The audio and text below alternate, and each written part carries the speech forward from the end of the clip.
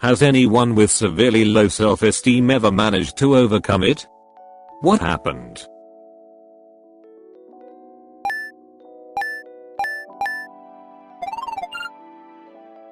Yes. And you're going to receive a lot of quick tips here, but honestly it takes years. People with low self-esteem have a few things. They have a low level of assertiveness in their personality, a few beliefs about themselves, a few beliefs about how the world is or should be, and some automatic reactions they have built up. Developing higher self-esteem requires a lot of work. You have to fundamentally change the way you see yourself and how you understand the dynamics of the world around you. You have to practice building assertiveness, which requires you to go through a lot of discomfort. And you have to learn to recognize and overrule the automatic reactions and thoughts that cause you to act in ways that further entrench your low self-esteem. Don't look at the comments here for quick advice. Read books on cognitive behavioral therapy or acceptance commitment therapy. The confidence gap is one that vertical bar particularly enjoyed, but there are plenty. Try to avoid any that are a little bit overly self-helpy, and be ready for at least a few months of difficult work. I second the above comment. I had so much anxiety, shame, and self-loathing that I was suicidal constantly and never dated until I was 27. It took years of therapy, a lot of work, pushing myself into really uncomfortable situations socially and professionally, and finally a pretty traumatic experience that tore me apart, but allowed me to build myself up from rock bottom with a therapist. Now I still struggle with depression, but I like myself, think I'm a decent person, and have self-compassion and boundaries. My case was quite extreme, but yeah, it takes a lot of work. But it is doable. Absolutely. Go to therapy. Do the work. Embrace discomfort. Push yourself to do things you think are impossible. Keep going no matter how much you want to stop. Practice self-compassion and forgiveness when you relapse, and just keep going. I second both CBT and ACT therapy. As far as books go, I recommended Train Your Mind, Change Your Brain. It is not a self-help book, but a collection of studies on neuroplasticity in adults. Essentially, it presents empirical evidence that you absolutely can rewire your brain if you out in consistent daily work. It helped me a lot in seeing my brain as an ally rather than an enemy.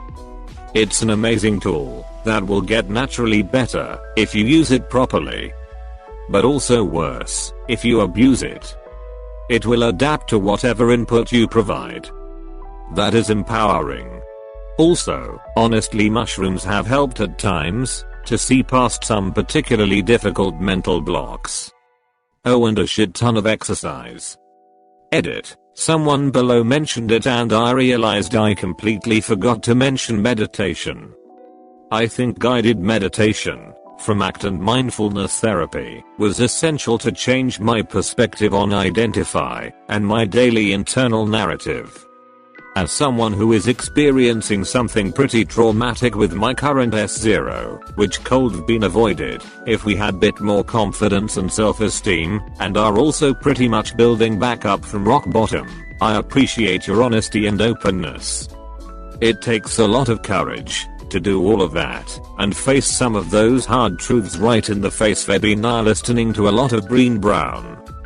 She's so contagious, but also has a lot of great insights on how to be vulnerable. Did you take the mushrooms at your peak low or when you were trending up? I'm at the lowest point of my life and scared the mushrooms will make things worse. They are nothing by themselves in my experience. I took them during a time I was in therapy and also pushing myself hard to be social. They helped me shed my self-consciousness and anxiety temporarily in a way I didn't know was possible. Soul had a more tangible goal to aim for through future work. Up until that point I hadn't realized living without crippling anxiety was even a possible state of mind. But yes, if you are in a dark place and not actively working with a therapist and making progress, I would very much caution against them. They can amplify any state you are in, and bad trips are seriously not a fun time. You need to be in a good space with good support. This is just my opinion, based on my experience. This is fantastic advice. I had similar positive effects from the handful of times I took mushrooms or low doses of LSD. It could be best described as peeling back the layers of my onion until I reached who I was at my very core. It helped me see myself as who vertical bar truly wanted to be and change my attitude for the better. I wouldn't do mushrooms in that state if I were you. It could make you feel a lot of things you don't want to feel.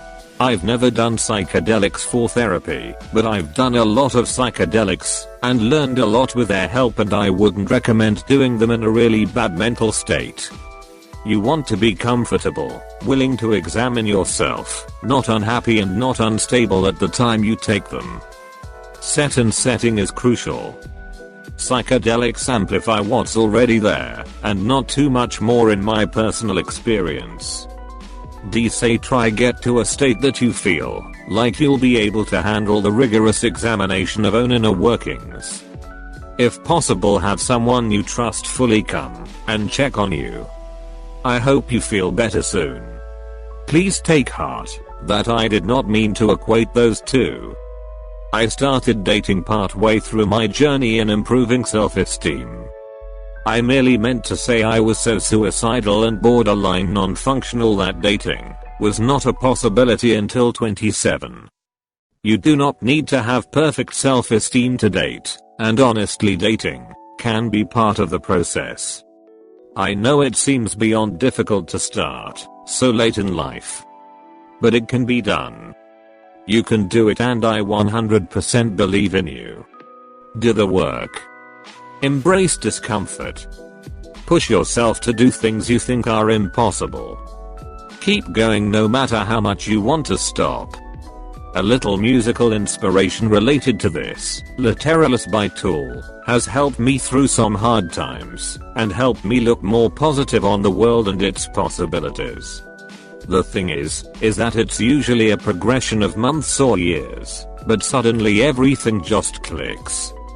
That's why most people say overnight, but in reality it's lots of work. It's loving yourself, learning to be comfortable in your own skin. You can't be anyone else, so why try? Just be yourself and own it. Life is way too short for anything else.